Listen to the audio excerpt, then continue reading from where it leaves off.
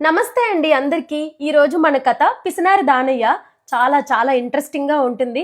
కథలోకి వెళ్లే ముందు నేను రీసెంట్గా అడిగాను కదా అండి, ఎన్ని రేట్లు పెరిగినా కానీ 10 పైసలకి రెండే వచ్చేవేంటి అంటే అందరూ కరెక్ట్ ఆన్సర్ చెప్పారు. 5 పైసలు అని. కరెక్ట్ అండి, 5 పైసలు. ఈరోజు పొడుపు కథ ఏంటి అని అంటే, మనం ఎగిరితే ఎగురును, దూకితే దూకును, ఉరికితే ఉరుకును. ఏంటది? కామెంట్ చేయండి ఆన్సర్. కథలోకి వెళ్ళిపోదామా? బాలాపురం అనే గ్రామంలో దానయ్య అనే పిసినారి ఉండేవాడు. ఆయన నేతి వ్యాపారం చేస్తూ ఉండేవాడు. అందరితో చాలా బాగా మాట్లాడుతూ ఉండటం వలన ఆయన వ్యాపారం చాలా బాగా జరుగుతూ ఉండేది. ఆయన దగ్గర అందరూ నేతిని కొంటూ ఉండేవాళ్ళు. దానివల్ల బాగా డబ్బులు సంపాదించాడు. డబ్బులు సంపాదించాక కొంచెం దురాశ వచ్చిందనమాట ఆయనకి. ఆహా, నా నేతిని బాగా కొంటున్నారు కదా, ఇంకా నా నేతిని కొంచెం కల్తీ చేసేద్దామా అని చెప్పి కొంచెం కల్తీ చేస్తూ ఉండేవాడు అనమాట ఆ నేతిని. అయితే అలాగే ఒకరోజు రాజయ్య అనే ఒక ఊరు పెద్ద ఉంటారు కదా, ఆ ఊరు పెద్ద ఇంట్లో పెండ్లు అవుతుంది. ఆ పెండ్లికి కూడా దానయ్యనే అడిగారు, 6 డబ్బాల నెయ్యిని మా ఇంటికి పంపండి అని చెప్తే, ఏదైతే కల్తీ చేసిన నెయ్యి ఉంది కదా ఆ నేతినే వాళ్ళ ఇంటికి కూడా పంపిస్తారనమాట, ఊరి పెద్ద ఇంటికి కూడా.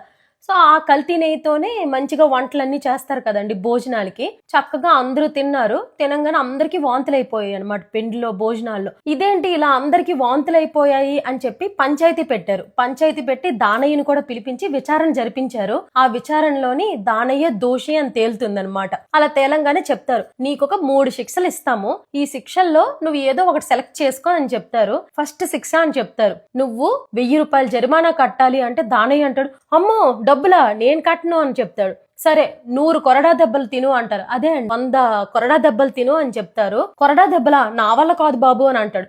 సరే అయితే నువ్వేదైతే నెయ్యి మాకు పంపావో అదే నెయ్యి కేజీ నువ్వు తాగాలి అని చెప్తే, ఆహా ఇదేదో లాభంగా ఉన్నట్లుంది, సరే తాగేస్తాను అని అంటాడు. సరే అని స్టార్ట్ చేస్తాడు తాగడం.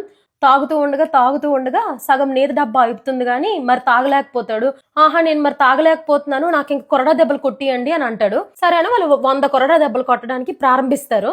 అలా ఒక 50 కొరడా దెబ్బలు తినేసాక, అమ్మో నాకు చాలా నొప్పి కొడుతుంది, నా వల్ల కాదు, నేను ఇంకా డబ్బులే కట్టేస్తాను అని చెప్పి 1000 రూపాయల డబ్బులేమో జరిమానా కడతాడనమాట. చూశారు కదండి, దురాశకు పోయి నెయ్యి తాగాడు, కొరడా దెబ్బలు తిన్నాడు, 1000 రూపాయలు జరిమానా కూడా కట్టాడు. చూశారు కదా అండి, ఆయన చేసే వ్యాపారంలో కల్తీ చేయటం వలన, దురాశకు పోవటం వలన అన్ని శిక్షలు అనుభవించాల్సి వచ్చింది కదా. అందుకే అంటారు కదండి, మనం ఏ పని చేసినా కానీ నిజాయితీతో చేయాలి, అప్పుడే అంతా మనకు మంచి జరుగుతుందని. అదే అండి మన టెక్స్ట్ బుక్ లో ఈ లెసన్ పేరు పిసినారి ధనయ్య, కానీ మనకి వాడుక భాషలో పిసినారి దానయ్య అని అలవాటు అయిపోయింది కదండి. నాకు అలానే అలవాటు. అందుకనే ఈ కథ అంతా కూడా నేను దానయ్య అనే చెప్పాను. ఓకేనా? Thank you.